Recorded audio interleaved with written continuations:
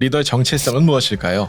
사전에는 존재의 본질 또는 이를 규명하는 성질이라고 되어 있습니다. 단순히 말하면 나는 어떤 사람인가? 라는 질문의 답입니다. 나의 성격, 가치, 신념, 추구하는 목표와 꿈까지 포함하는 광범위한 영역입니다. 세상과 상호작용하는 기준이고 삶을 살아가는 내면의 나침반이라고 할 수 있겠습니다. 자라면서 나는 어디서 왔나? 또 어디로 가고 있나? 하는 고민을 해보신 적 있지요. 그런데 나이가 들면 나는 무엇을 위해 살고 있나? 삶의 의미는 무엇인가? 이렇게 바뀝니다.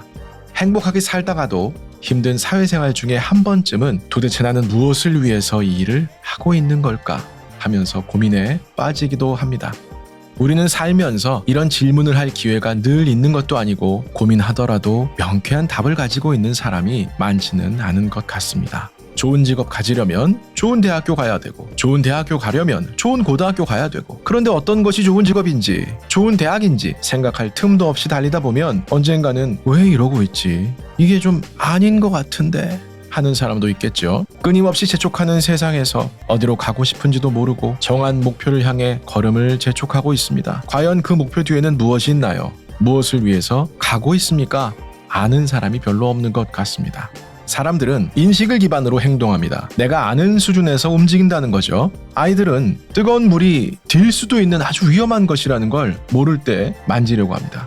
하지만 위험하다는 것을 알고 나면 조심하게 되죠. 이렇게 우리는 인식을 기반으로 행동합니다. 자신이 어떤 사람인지 인식하는 것은 나의 가치대로 나답게 살기 위해서 반드시 필요한 일입니다. 하물며 사람들을 이끌어야 하고 모델이 되어야 하는 리더에게는 자기 인식이 더욱 중요합니다. 그렇다면 정체성이 확립되어 있는지는 어떻게 알 수 있을까요? 정체성의 심리학이라는 책에서 인용한 정체성 판단의 방법이 있습니다. 심리학자 제임스 마샤의 주장인데요. 두 가지 요소를 살펴보라고 합니다. 첫째는 자신이 어떤 사람인가, 자신에게 중요한 것이 무엇인가 여러 가지 가능성을 열어놓고 탐색했는지 확인하는 겁니다. 두 번째는 자신이 어떤 사람인지에 대해서 나름의 신념이 구체화되었는가, 이 두 가지 요소의 탐색과 신념 여부에 따라서 정체성의 상태가 네 가지로 구분된다고 합니다. 먼저 획득의 단계입니다. 획득의 단계는 자신이 어떤 사람인지 신념 체계로 정리된 상태를 말합니다. 유예의 상태, 탐색 중인데 신념까지는 아직 없는 상태를 말합니다. 자, 세 번째는 폐쇄라는 상태가 있습니다. 탐색하지도 않았는데 타인의 영향을 받아서 어떤 사람인지 신념이 형성된 그런 상태입니다. 마지막은 탐색도 없고 신념도 없는 혼미의 상태, 이렇게 네 가지가 있다고 합니다. 획득, 유예, 폐쇄, 혼미. 충격적인 것은 이 방식으로 2007년 연구한 결과 우리나라 20대의 정체성 상태가 폐쇄와 혼미 합쳐서 90%를 넘는다고 합니다. 이 개념을 사용해서 리더로서의 정체성을 확인해보면 첫째, 자신이 어떤 리더이고 리더로서 중요한 게 무엇인지에 대해서 여러 가능성을 열어놓고 탐색해 볼 수가 있겠죠.